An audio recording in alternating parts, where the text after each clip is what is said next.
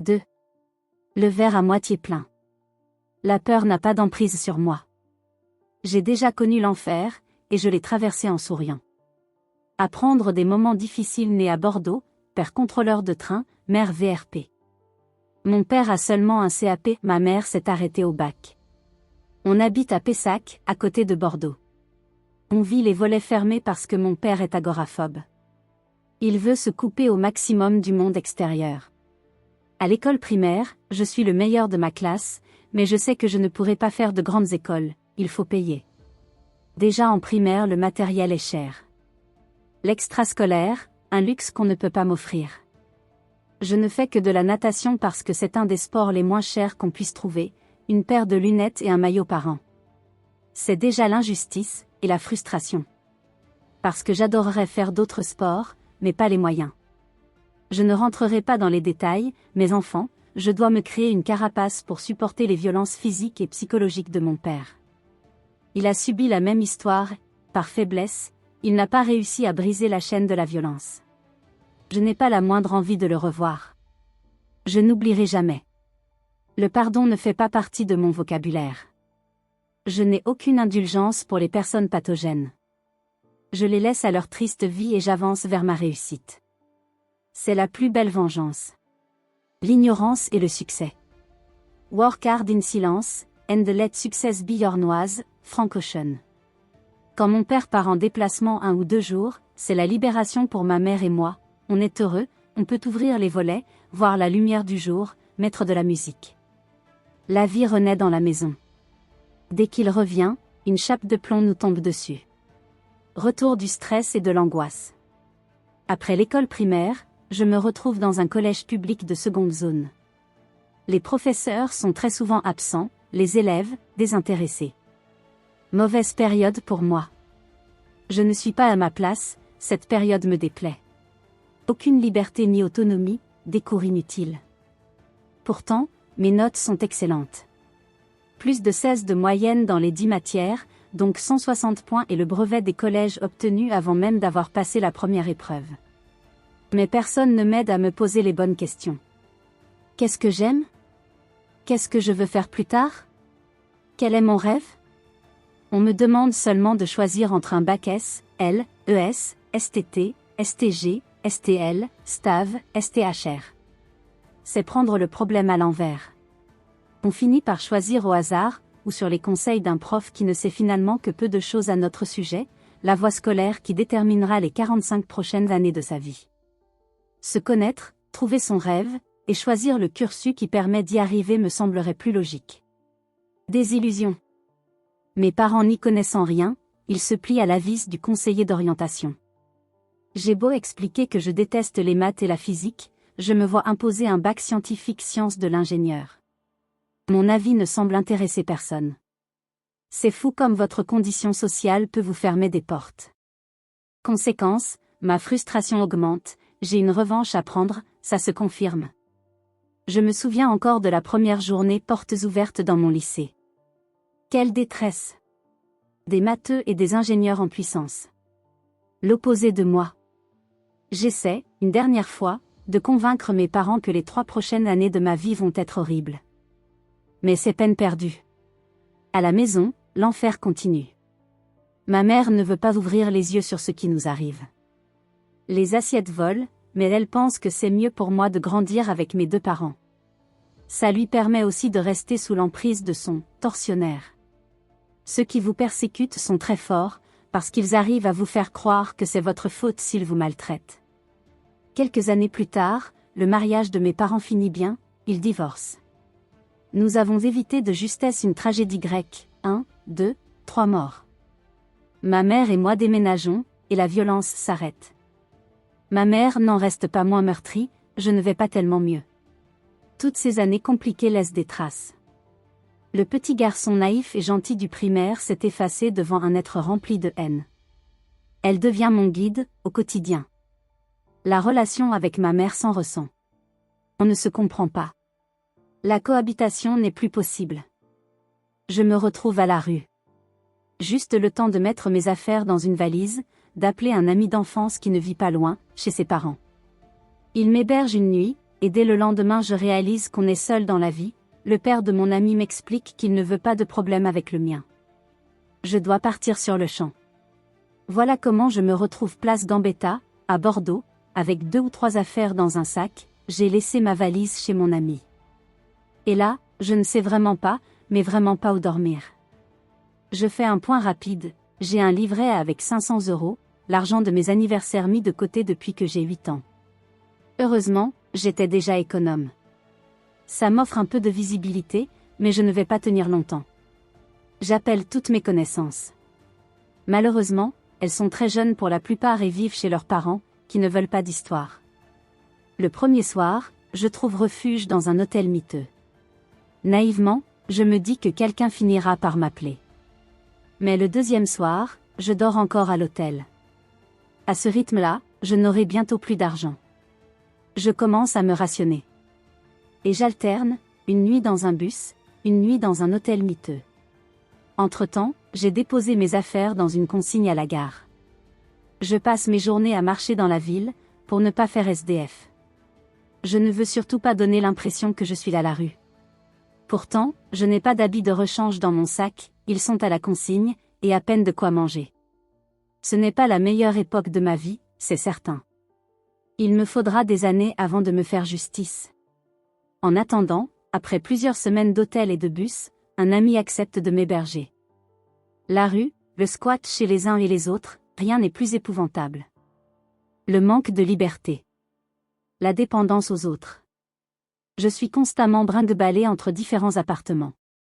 Un soir, celui-là ne peut pas parce qu'il a rendez-vous avec sa copine. Le suivant, celui-ci ne peut pas parce qu'il fait une fête.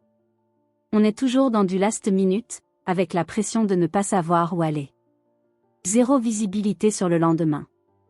On est incapable de se projeter parce que le quotidien accapare toute notre énergie.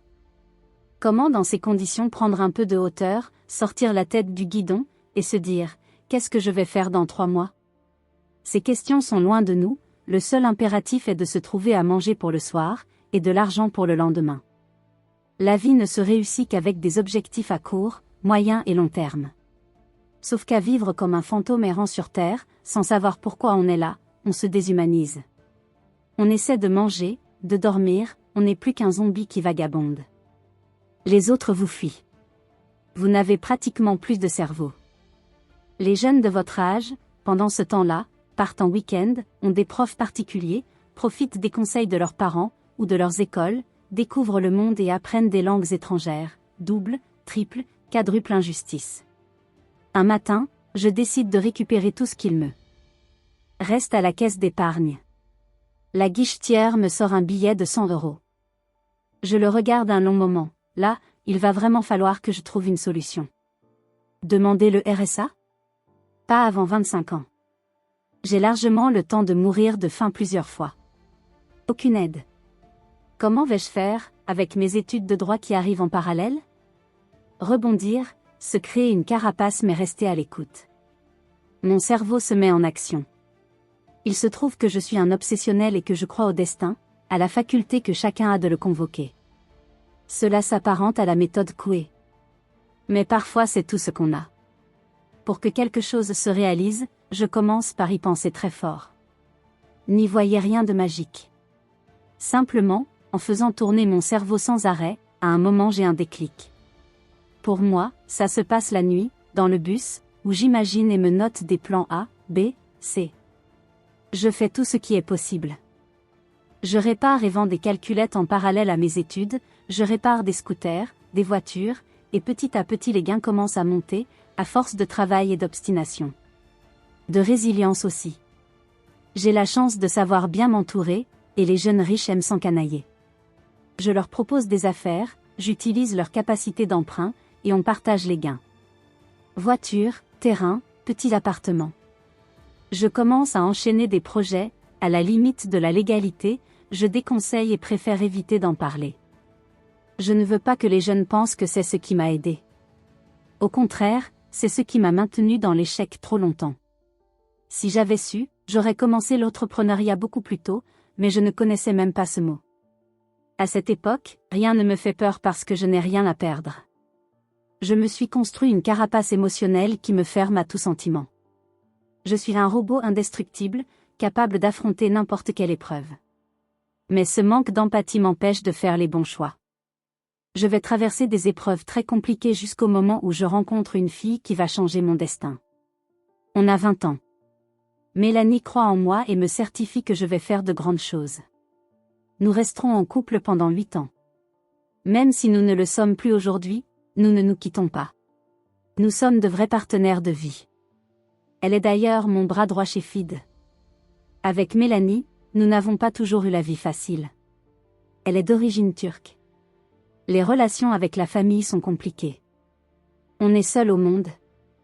Mais ça ne nous fait pas peur. La difficulté est devenue notre allié. L'échec, notre ami. Tapi dans l'ombre, il est toujours là. Je le sais. Il me surveille. Au premier faux pas, il ressurgira. Je poursuis mes études de droit, j'ai vu trop d'injustices dans ma vie, je dois comprendre comment le système fonctionne. Surtout si je veux mener à bien ma révolution. Le droit est écrit par les élites, pour les élites. La classe supérieure le détourne à son avantage. Je dois m'en imprégner tout en gardant du recul. Pendant 5 ans, j'observe des étudiants perdre tout sens critique, en apprenant par cœur des milliers de pages qu'ils réciteront pendant les partiels. L'instinct grégaire a son paroxysme. Parallèlement à cette perte de temps financée par l'État, je fais du business. Je n'ai pas besoin d'aller à la fac. Pas le temps non plus. Il suffit de penser différent, de payer quelques chargés de TD pour faire ses dissertations mensuelles, et le tour est joué. Pas besoin d'apprendre comme un mouton les grands arrêts de la jurisprudence administrative. Gaja pour les intimes. Quand je pense que des étudiants pleuraient aux examens parce qu'ils avaient oublié la date de l'arrêt Blanco. Trop de souffrances inutiles.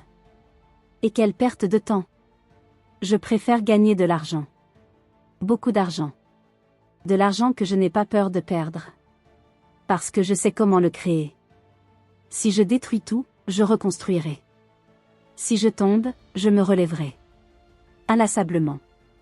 J'aime la douleur. La peur n'a pas d'emprise sur moi. J'ai déjà connu l'enfer, et je l'ai traversé en souriant. Je ne crains pas la pauvreté.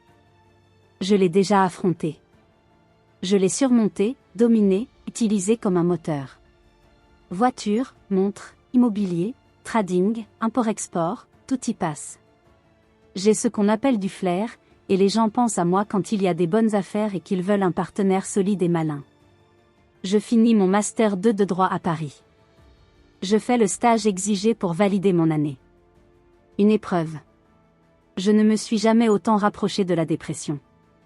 Je me promets de ne plus jamais céder à la facilité d'une feuille de salaire ni au confort d'un contrat de travail. Ma voie, c'est l'indépendance, et mon moyen, le business. Je commence à investir dans des startups. J'adore l'énergie qui s'en dégage, ce besoin de créer, cette envie d'apporter des solutions, de combattre les grands groupes et les industries installées. J'ai trouvé ce qui me plaisait.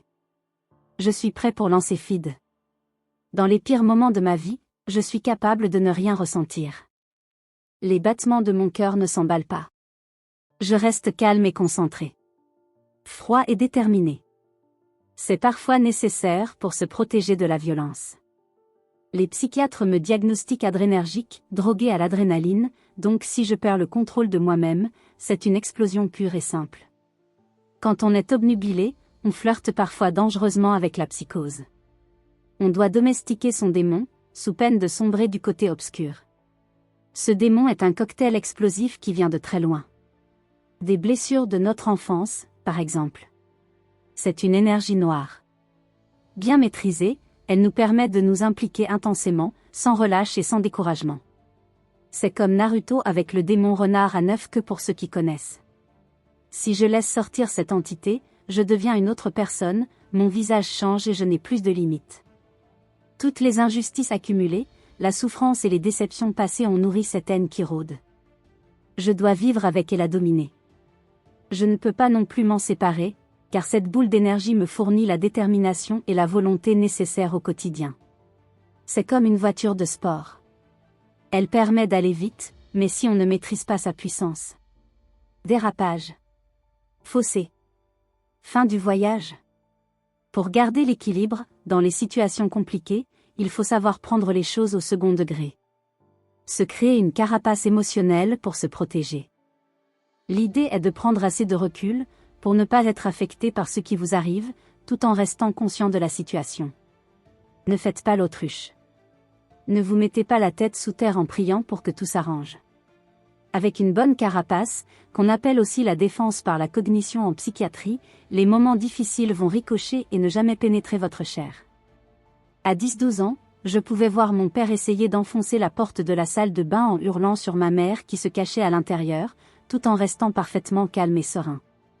Inutile de pleurer ou de hurler. William Churchill le disait, « Si tu traverses l'enfer, ne t'arrête pas, je continue froidement mon chemin, mon enfance, mon adolescence. Le temps de ma vengeance viendra. Je le sais. Je peux être affecté par les moments difficiles mais ne m'abandonne jamais à la souffrance. Et je vous conseille d'en faire autant si vous ne voulez pas vous perdre en route. C'est valable pour tous les domaines de la vie, votre conjoint veut divorcer, vous avez un problème de santé. Vous perdez votre travail ou un proche. Évidemment, c'est brutal. Mais ça fait partie de la vie et vous ne pouvez pas vous laisser détruire. Quelle que soit l'épreuve. La difficulté est de trouver le bon équilibre. Ne pas se refermer comme une vitre, se couper de la réalité ou ne plus faire preuve d'empathie. Ce serait perdre son humanité. Pendant des années, je ne ressentais plus rien. C'était pratique d'être une machine et j'aimais cette capacité à surmonter n'importe quelle situation. Mais quand vous êtes dissocié, évidemment, vous ne pouvez pas atteindre le sommet. L'empathie, la capacité à sentir les autres doit se combiner avec la carapace émotionnelle. Quand votre balance sera parfaite, vous pourrez vous protéger, tout en étant assez réceptif pour réussir, en un regard, à décrypter les autres. Un œil qui se baisse, l'intonation de la voix qui change. Enclenchez vos radars et détectez le moindre signal. Tout en conservant votre carapace. Vous ressentez, mais vous n'êtes pas touché. Vous captez les émotions de l'autre, vous vous en servez, mais sans jamais être bouleversé. Trouver l'équilibre parfait demande du travail et de la résilience. Mais toutes les réussites que j'observe autour de moi ont ce point commun, la résilience. Qu'elles soient politiques, économiques, écologiques, artistiques, sportives, tous ceux qui ont réussi n'ont pas abandonné. La résilience doit être la valeur cardinale de votre vie. Choisir de progresser. Il y a une phrase qui me revient souvent en mémoire, le lâche ne commence jamais, le faible ne termine jamais, et le gagnant n'abandonne jamais. Le lâche se dit que c'est perdu d'avance. Un de moins. Le faible, lui, ose se lancer, mais cède face à la charge de travail et au sacrifice. Le gagnant est en résilience, il combine carapace et empathie, détermination et ambition. Travail et passion. Celui qui veut réussir doit savoir rester positif dans n'importe quelle situation, relever la tête et repartir à pleine puissance, même quand la situation paraît désespérée. Si je repense à mon adolescence, dans la rue, en dehors d'une période de guerre, je vois mal comment le tableau pourrait être plus noir, en tout cas en France. Mais à l'époque, je m'efforce de mettre ma situation en perspective, il y a toujours pire. Je suis en bonne santé, je ne suis pas trop bête, je suis jeune, je ne suis pas né au Burkina Faso. Ni dans un pays où mes parents pourraient m'obliger à me prostituer. Là, compliqué. Non, je ne suis pas dans cette situation, alors je ne m'apitoie pas sur mon sort et je vais de l'avant. Je lisais des histoires stupéfiantes. Des témoignages de vie apocalyptiques. J'en arrivais à me sentir privilégiée. Et je l'étais, je n'avais pas perdu mes jambes en marchant sur un obus et je n'étais pas sur un lit de mort. La semaine dernière, pour Noël solidaire, j'étais à l'hôpital Necker avec Brunella Emanueli, fondatrice de plusieurs associations auxquelles FID apporte son soutien. Nous passions la journée en soins palliatifs pédiatriques. En 2 mots, avec des enfants qui vont mourir dans les semaines à venir et qui le savent. Ça remet les idées en place, et ça confirme ma thèse. Quelle que soit notre situation, nous n'avons pas le droit de nous plaindre. Ce serait un manque de respect pour ces destins avortés qui n'ont pas eu la moindre chance de profiter de la vie. Cette remise en perspective doit vous amener à voir les choses autrement. Votre verre est à moitié plein. Pas à moitié vide. Choisissez de progresser. C'est d'autant plus réalisable qu'on a tous en soi des capacités. Trouvez ce qui vous anime, vous passionne. C'est votre why. Vous êtes forcément bon dans un domaine. Il faut que vous trouviez votre verticale. Elle est parfois longue à se dessiner et dépend aussi de vos compétences naturelles. Certains sont bons en mathématiques, d'autres savent chanter. On connaît tous des enfants doués en dessin, ou encore des amis forts à l'oral. Vous, c'est peut-être l'écriture. Ou bien la musique, le sport, la psychologie. Les possibilités sont infinies. C'est en se servant de nos facilités, en se concentrant sur ce qu'on fait de mieux, en l'optimisant, qu'on peut se différencier. Inutile d'être moyen partout. Cherchez davantage à exceller dans un domaine. Et travaillez, sans relâche, pour vous perfectionner et devenir le meilleur. Je pense sincèrement que la pauvreté est une vraie bénédiction. La créativité naît de l'angoisse comme le jour naît de la nuit, Albert Einstein. C'est au pied du mur que les bonnes idées viennent. C'est pour ça que les startups grandissent vite, constamment en danger, au point de rupture, aux limites de l'échec, elles sont obligées de pivoter, d'être agiles, de trouver des solutions alambiquées. Une société se relève quand elle n'a plus d'argent, quand plus personne ne veut y investir, quand tout va mal. Toutes les grandes aventures entrepreneuriales ont connu ces moments où les comptes étaient presque vides. C'est là qu'elles repartent.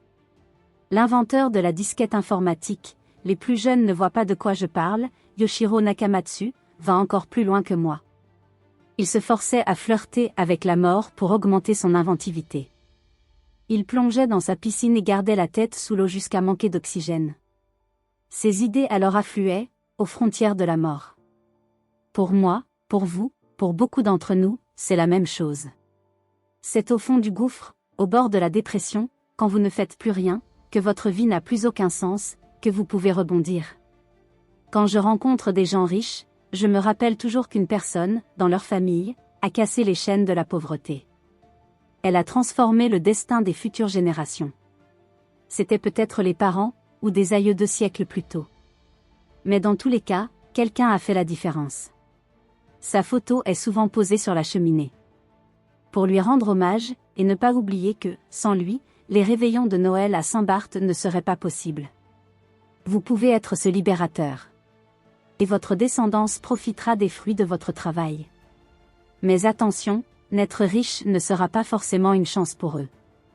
Généralement, après la génération qui crée la fortune, il y a celle qui en profite et la 3e qui la dilapide. Elle perd tout. Pourquoi ? C'est une question d'éducation. La 2e génération a été élevée dans le plaisir et le confort, elle éduque souvent ses enfants dans le consumérisme à outrance. Ils ne respectent pas l'argent, car ils n'ont jamais travaillé pour en avoir. Résultat, les enfants deviennent pires que les parents. Parmi mes proches, certains ont hérité de 300 millions et ont tout perdu en moins de 15 ans. L'argent achète rarement une sage descendance. Le film House of Gucci illustre parfaitement mon propos. Les héritiers de la célèbre marque n'ont vraiment pas su gérer leur fortune. Dès la 2e génération, elle avait fondu comme neige au soleil. Plus on approche du sommet, plus le vent souffle fort. Voyons le positif, régulièrement, les cartes sont rebattues. Le monde change, évolue. Il faut savoir saisir les opportunités. Chaque génération en offre. Les 200 dernières années ont connu plusieurs époques florissantes, l'industrie pétrolière, et toutes les matières premières, les grandes industries type General Motors, les grandes banques d'affaires, les traders, les bulles immobilières, puis les fortunes du Web 2.0. Aujourd'hui, Rockefeller et Henry Ford ne sont plus les rois du monde. Les maîtres de l'univers s'appellent Facebook, Google, Amazon, Tesla. Mais dans quelques années, ils seront remplacés par les précurseurs du Web 3, blockchain, crypto. Le vent tourne et vous aussi vous pouvez y arriver si vous saisissez votre chance au bon moment. C'est pourquoi nous devons secouer la société, lutter contre l'immobilisme. Nous pouvons déclencher des révolutions et faire naître des opportunités. Le fils doit tuer le père. Les jeunes doivent s'imposer. Le monde est à nous. Se faire seul et se projeter. Aujourd'hui, 1% seulement des entrepreneurs en France se sont fait seuls. C'est incroyable, ça veut dire que 99% des entrepreneurs ont été aidés financièrement par leur famille, leur réseau, leur grande école de commerce. Donc si vous venez d'un milieu défavorisé, vous avez une chance sur 100 d'y arriver. Une chance sur 100. Bon courage. Dans quelques dizaines d'années, on pointera du doigt toutes les injustices de notre époque. Il suffit de lire Enfance de classe de Bernard Lahire pour s'en persuader. Les inégalités sont folles et je suis toujours étonné de voir les gens se laisser faire. Comparaison n'est pas raison, mais de la même manière qu'on est aujourd'hui outré par les inégalités des siècles derniers, nos arrière-petits-enfants seront scandalisés par les déséquilibres sociaux du XXIe siècle. Certes, le servage et l'esclavage ont été abolis. Mais l'homme ne semble pas apprendre de ses erreurs passées. Les inégalités perdurent. Je suis néanmoins convaincu que le peuple va se soulever dans les années à venir, et que nous vivrons un bouleversement d'une puissance inouïe. Le principe même d'État va évoluer, et le peuple reprendra le pouvoir. Quand vous avez vraiment besoin de travailler pour gagner de quoi vivre, le piège, c'est évidemment de rentrer dans un moule. Les gens, votre entourage souvent, vous poussent à accepter le premier métier venu. Vous vous enfermez dans une spirale infernale, votre travail ne vous convient pas, il vous prend tout votre temps et votre énergie. Exemple, vous êtes équipier dans un fast-food. Toute la journée vous décongelez des frites et vous les plongez dans l'huile. Votre cerveau se ramollit en même temps que les frites et vous n'avez pas une minute pour réfléchir à votre vie. Vous n'avez même pas l'idée d'y penser. Et comme vous devez payer votre loyer, vous vous retrouvez coincé au milieu des burgers. Retournons dans la rue, quand je n'avais rien et que mon téléphone ne sonnait jamais. Je ne vais pas me faire recruter chez MC-Do pour gagner de l'argent. Je fais exactement l'inverse, je réduis mes besoins au maximum. Je bois de l'eau toute la journée, je rationne ma nourriture la semaine.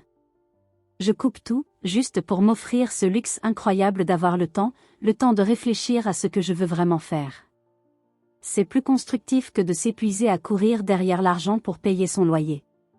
Aussi étrange que cela puisse paraître, dormir dans un bus, comme je l'ai fait, permet de mieux réfléchir. Je n'ai jamais décongelé de frites. Je n'ai jamais eu de fiche de paie. En dehors de mon stage en alternance pendant mes études de droit, je n'ai jamais été employé. Ce stage m'a fait davantage souffrir que la rue. Direction juridique dans l'immobilier ? Prendre le métro tous les matins pour travailler avec des gens éteints, qui ne se parlent pas de la journée. Quelle angoisse! J'ai fui la zone très rapidement. Quand ça ne va pas, n'hésitez pas à décamper. La vie est courte, vous n'avez pas de temps à perdre. Laissez les fantômes errer entre eux. Vous avez de grandes choses à accomplir. Quand l'espoir vous abandonne, soyez résilient. Ne lâchez jamais. Dans l'avenir, un futur vous remerciera de ne pas abandonner en ce moment. Comme dans Terminator, quand John Connor enfant rencontre John Connor adulte, venu du futur. Le vieux Connor dit au jeune, « Ne baisse pas les bras, notre sort dépend de toi. » Je rêverais d'envoyer un message à Anthony adolescent, celui qui vit dans la rue, pour lui donner des conseils. J'aurais adoré recevoir ce bouquin de mon futur moi, ça m'aurait évité beaucoup d'erreurs. Et fait gagner du temps. Quand vous êtes au bord du gouffre, et que vous avez envie de tout abandonner parce que vous n'y arrivez vraiment plus, vous projeter mentalement en dehors de votre situation peut vous sauver la vie. Sortez de votre quotidien, quittez votre souffrance en vous visualisant dans un avenir qui ne peut être que meilleur. Enfant et abandonné, dans les moments où je vais très mal, j'élabore des scénarios où je me vois réussir. Un beau costume, une belle voiture. Quoi que je fasse, ou que j'aille avec mes amis, je suis respecté. Je me passe ce film en boucle, pendant des heures, jusqu'au moment où mon cerveau me propose des solutions. Une porte de sortie. La motivation pour y arriver. Avec la projection, plutôt que de sombrer dans la négativité, on décolle, on s'envole, et plus on prend de l'altitude, plus l'horizon s'éclaircit. Imaginez-vous dans 10 ans. Pas l'année prochaine, non, mais dans 10 ans. Se projeter à un an seulement, c'est l'échec assuré. Vous savez au fond de vous que c'est impossible. J'ai beau par exemple m'imaginer bodybuilder dans 6 mois, mon cerveau n'y croira pas, il se doute bien que pour y arriver, 10 ans de travail sont nécessaires. C'est pour ça qu'il faut se projeter loin. Réservez les prochains mois aux objectifs à court terme dont on a déjà parlé. Si vous aimez l'écologie, imaginez que vous allez trouver une solution pour nettoyer les océans. Si vous voulez faire du business, rêvez de sonner la cloche à Wall Street pour votre introduction en bourse. Si vous êtes un sportif, visez Roland-Garros. Quoi que vous choisissiez, songez à quelque chose de vraiment fort, osez l'excessif. Dès que le blues vous grignote, plantez-vous une belle image dans la tête et faites-la tourner en boucle. Vous pouvez l'associer à une musique, toujours la même, qui agira comme une piqûre de rappel, pour vous habituer à votre film, et ne pas vous déconcentrer. Visualisez ce moment précis où vous vous en sortez avec les honneurs. Alors, vous sentez l'énergie qui monte en vous. Je vais le faire, je vais le faire. Je le fais.